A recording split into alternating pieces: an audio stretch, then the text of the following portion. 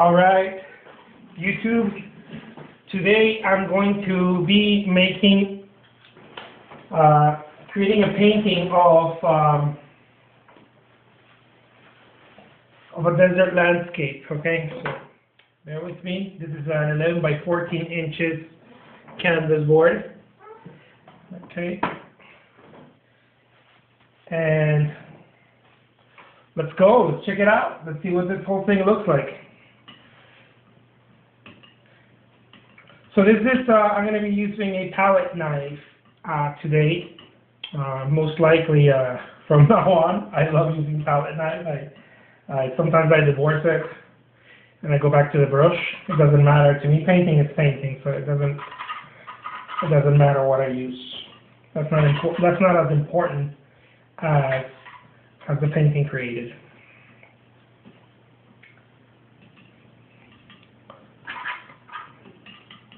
I like to start with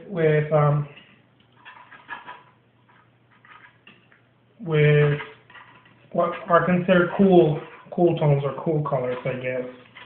It's one of the ways that I like to get started. You'll see me go back and forth. It depends on the mood.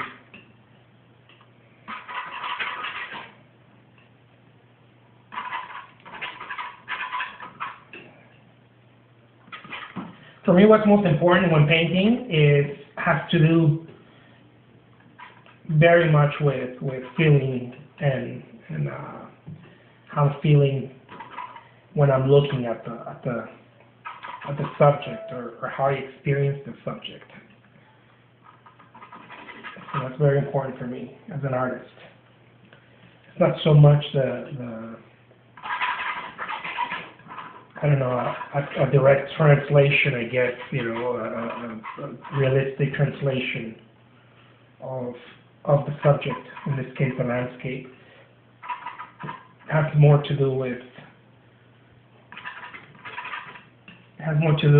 an abstraction, something that I consider for me to go deeper than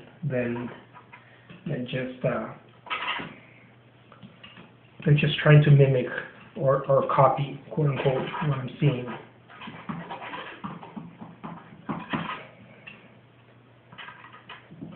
Nonetheless, I mean, if you paint realism, I'm not trying to say that there's something bad about that. It's just not what I do. But I love realist paintings too when they're done to my liking. So I'm more influenced with the Impressionist movement, the bright colors, the simple palette. That impresses me more. That has some more impact on me. I guess I'm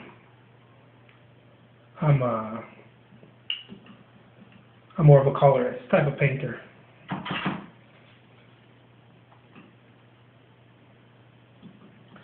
But who knows? I mean, they're just labels. Who really knows?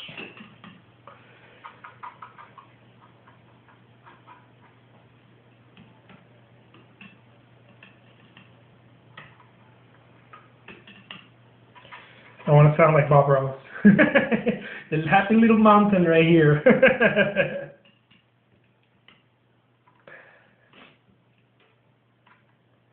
I like the freedom that the palette knife really can bring in. It's very powerful. It's definitely different than the brush. In the brush, it even feels like you have a bit more control of where things are going to land, and the palette knife. I like the palette knife. I just don't. I don't like falling into what I consider a trap many artists fall into, or can fall into very easily, which is a distinct kind of technique. Well, I guess that didn't come out right.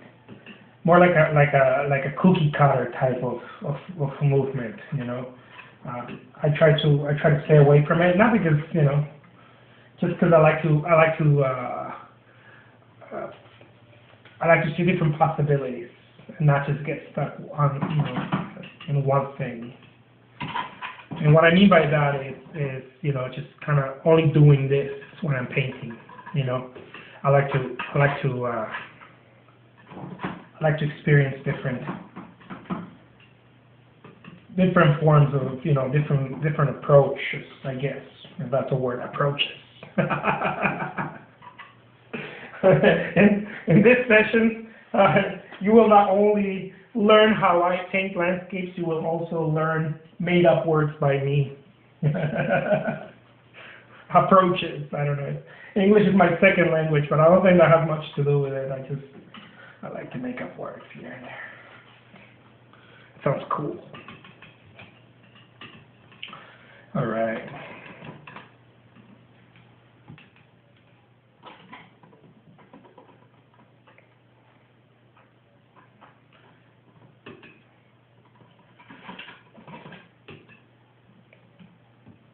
And this is an excellent way for me to also do plein airs. When I do the videos, I paint in the comfort of my studio, of course, like right here. But I also like doing plein airs. I may be doing some sessions, some plein air sessions. But you know, there's so many artists doing that already that I said, you know, what the heck, I'll do it from my studio.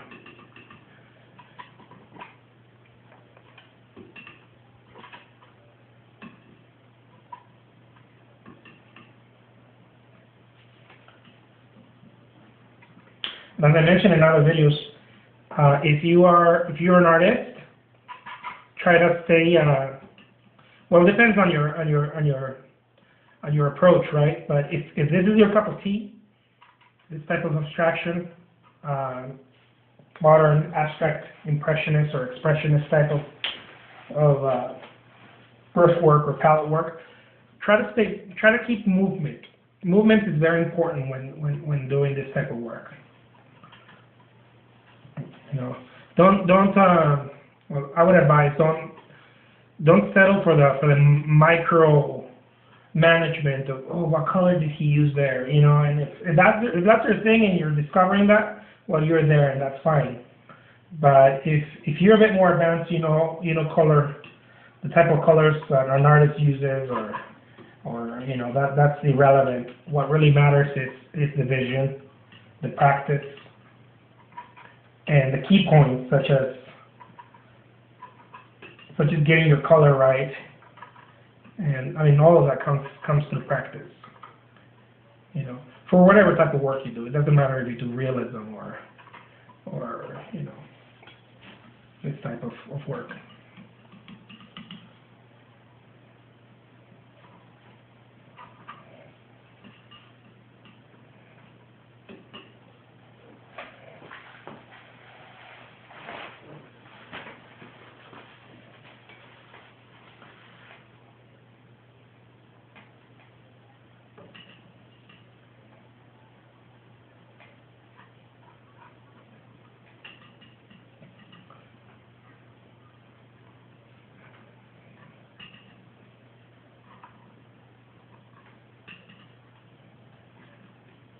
And you'll develop your own thing. I mean, you know, over the years, I was looking for a quote unquote a voice, and what I didn't realize is that the more I painted, that voice naturally came to me. And if I would have had an artist tell me that, you know, I would have been like, you're crazy, you know, an artist has a voice or he doesn't. But that's not true. That's definitely not true in my experience. What I experience is, you know, the more you paint, you put in those 10,000 hours or whatever you need to put in,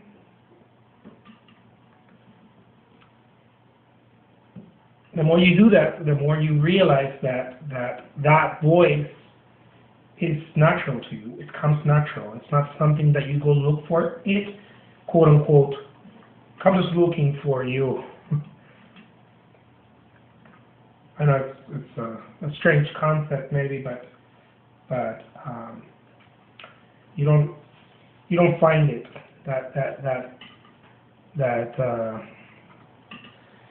Your spark, your je ne sais quoi, or however you want to call it, that essence of artists, that thing comes looking for you. It finds you working, as the good Chuck Close says, inspiration is for amateurs, which is the rest of us just show up to work. Something like that. He did a variation of that. That's my free translation for you. But yeah, if you want to get better at painting, you gotta practice. It's just like everything else. And whatever your form of practice is, but you gotta put in the time. You're not gonna escape the time.